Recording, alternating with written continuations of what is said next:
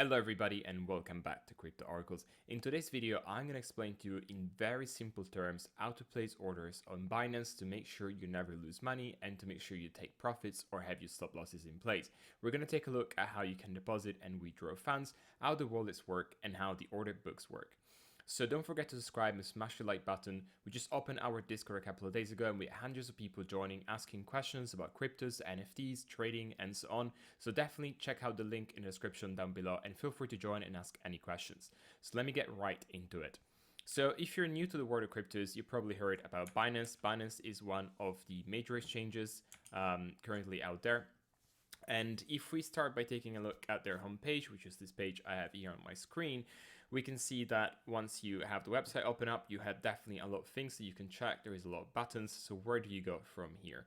Well, the first thing you should do is go on your wallet overview. And then from here, you can then deposit your money into Binance. So you click on this button here that says deposit, and you can deposit fiat. So fiat currencies are effectively dollars, USDT, Canadian dollars, Australian dollars, and then you can deposit euros and so on from your from your bank account or from your credit card. So you go in here and deposit. I recommend, if you can, depositing through your bank account. That will take slightly longer, but will definitely be cheaper. There is no fees. If you deposit through your credit card at the moment, at the time of speaking, there is a fee of 3%. So bear that in mind where you're doing your transfer. So you click on here and you would select your currency that you want to deposit. Let's say I want to deposit euros, for example, and then there you go. Actually, bank card is now to 1.8%, and you can transfer through a bank account. There is a different method to do that, and you can choose your different currencies to do this. So there you go. And that's pretty much it. So once you deposit it, then the first thing that you have to do is turn that fiat currency into cryptos. And the best way to do that is usually just to do a trade. And the first trade I would recommend you doing is to go on Convert or Classic, which is the simplest way of doing this. And then you would do something along the lines of saying you would convert your GBP or your euros, for example. And the best currency is probably to get some USDT. So you go here and you would say, I want to turn my 500 euros I just put in Binance into US dollars. And then you convert. Once you convert it in your funds, you have USDT. And with that, you can buy pretty much anything on Binance. So that's pretty much it for depositing. It's very straightforward. It may take a couple of days overall, but it should be very simple. And I definitely recommend using the simplest formats to do this. Now, let's say you want to buy something. And once again, the simplest way is to go on Trade Convert. And from here, you can choose all the assets that you want. Let's say I want to buy Bitcoin after I deposited my USDT. So I click on USDT, I click on Bitcoin, and I say I want to buy $250. So half of what I deposited. And if I do this, it will do that market price, which means you will buy at the current price. And I'm going to explain to you in a second what that actually means. What you can also do is say, I think Bitcoin is going to go down. I'm going to place a limit order. So then you step in here, let's say that we believe it's going to go down to $46,000 from the current 48. So then we'll go in here and say, I want to put $250. I'm saying that the price of Bitcoin is going to go down to 46,000. And he asks you for an expiry day. So how long should they keep that order? I'm going to say 7 days. And there it is. And that order will stay there. And this also zero fees and no slippage means you won't actually lose money in transaction. There will be any slippage from your entry point. It will enter exactly $46,000. So this is the two best ways and easiest way to place it. But most of you probably look at charts. Most of you probably follow all the traders online. So you want to trade a bit more in a bit more advanced way. So we can look at Classic and Advanced. Classic and Advanced are very similar among each other. So I'm going to step into Classic first. So if we take a look at this, this is very nice UI. This looks incredibly overwhelming. So what do we have here? We have our original view from Binance of the price. So each of these is a candle, and you have the time frame up here. That's a 4-hour candle. Now, what does that mean? It means that each of these represent the price movement across 4 hours. And if you look at these candles, they have a body, which is quite thick, and they have this line going through the middle of the body. Now, let's take this very big red candle that we have here. What this means is the tip of the candle at the bottom, that shows you the lowest price that we saw during those 4 hours.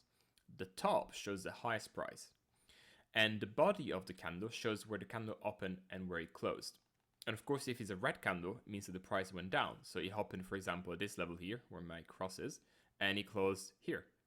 And in between these 2 points, it actually went all the way down to 42,000 and then came back up.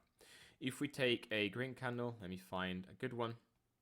All right, let's take this one, for example. So this one here is telling me I opened at 62,000 and I closed after 4 hours at $62,700. But in that time frame, the price also went all the way down to 60,000 and all the way up to 63,000. And of course, you can change the time frame to zoom in and see exactly what happened. So if we zoom in a little bit, let's go back to our red candle. That was our 4 hours red candle. You see now it's split in 1, 2, 3, and 4 candles, a green one and 2 red ones, and so on. So this is our chart, and I suggest you switch to trading view. So trading view will give you a much better view. We use the trading view tools, and this is also a good way to use trading view for free.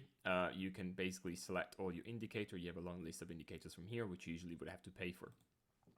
Now down here, you have actually how to place orders, and you see you have limit, market, stop limit, and then if you open that drop down, you have OCO. Right, so how do we actually use this?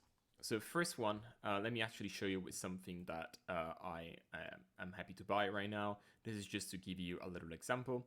So let's say I want to buy Juventus. So you probably all know Juventus, the football team. They have a coin. Let's go and buy Juventus. So I preloaded $30 on this account just to show you how this works.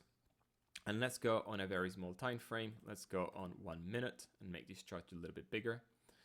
Right, so as you can see, the candles here on a 1 minute chart are very messy. There isn't many data points. Maybe for this example, I could choose something else, but I'm okay with this. So how does the limit price works? Well, let's say you want to buy the Juventus coin, but you want to buy a market price. So if I go in here and market and I say I want to buy $11, the minimum I believe is 10. Oh, sorry, I would have to say 1.01, I think. That's just about over $10. Right, so if I want to buy, let's make it 1.1. If I want to buy 1.1 Juventus coins, I can go at market price. Well, this will do effectively.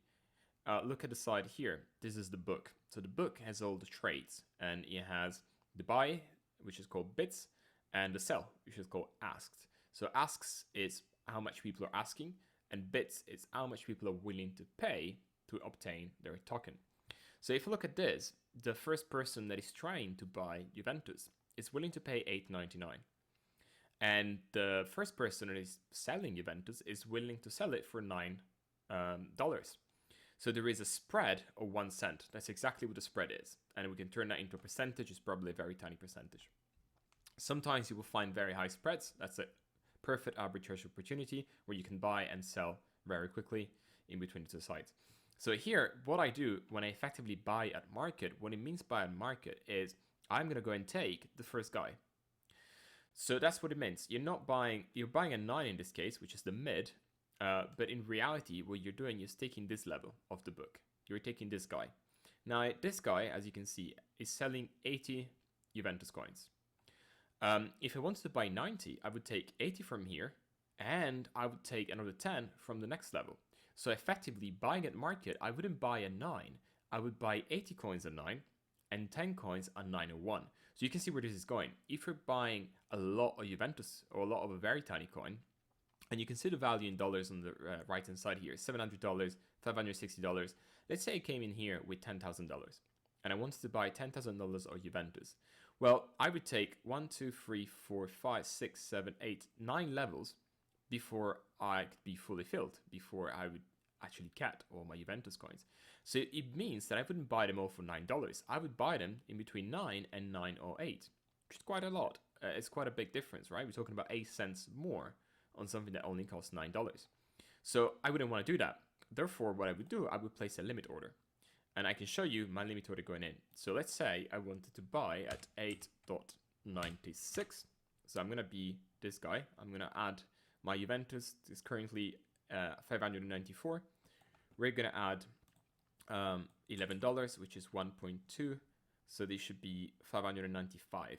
right? So if I click here and I click on buy, you will see there is a yellow dot that appear here, and we went all the way up to 595, currently being bid at this price. And that order is going to sit there until somebody from the other side that wants to sell is now selling at market price. So they will do the opposite of what I just explained to you. They will sweep the book and take 1, 2, and 3 levels, or until the levels are consumed. So my order will just rest there for a long time. So what we can do now is we can cancel that order. You can go down here, scroll down, and you will see you have open orders. You have mine. We can cancel that order. Okay, so that's pretty much how it works. Now, for the sake of it, let me just buy some Juventus and just show you how this works. So I just bought them. And if I go on sell, you can see here, it should show me in a moment that I have some Juventus. All right, doesn't seem to be working as I expected. Nope, it's still there. All right, probably wasn't enough. Let me buy a bit more. So let me buy 1.5. All right, buy. Okay, that was filled. You see the message up there? And now you can see on my sell side, it says 1.5 Juventus, so I can sell them. Now, you probably don't want to sell them right away. So what you can do is that you can sell them either a stop loss or a take profit. And I'm just going to show you exactly what I mean. So if I think the price is going to go down from here, or it's going to move, but I want to hold long term, I can place a stop limit order. And I'm going to place it for selling in this case.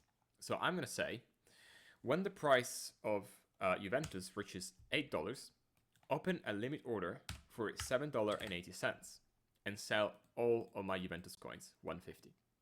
So if I click sell now, it's going to pop up and say, if the last price drops to or below $8, I'm going to open an order for 1.5 Juventus at a price of $7.80. That's exactly what I want. So I can confirm.